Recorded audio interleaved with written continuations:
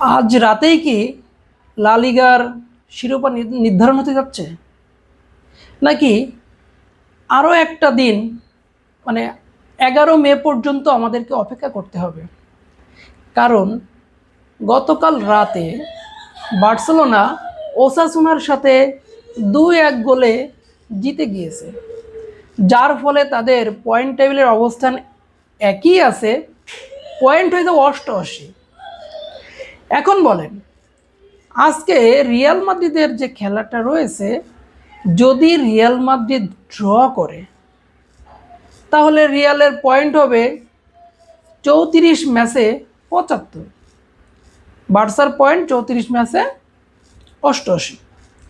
তাহলে পয়েন্ট ব্যবধান হচ্ছে কত? 13। তার মানে এই 4 ম্যাচে 4টা জিতলেও লা লিগা আর জেতা হচ্ছে না রিয়ালের।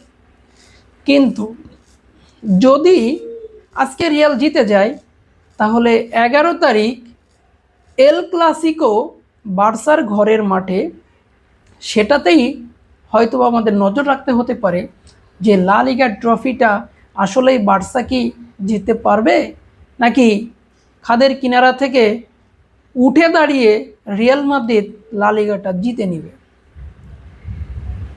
সবাই কমেন্ট বক্সে জানাবেন আজকে রাতে রিয়াল মাদ্রিদের ফলাফল কেমন হতে পারে, নাকি এল ক্লাসিকোতেই আসলে লা লিগার ভাগ্য নির্ধারিত হবে।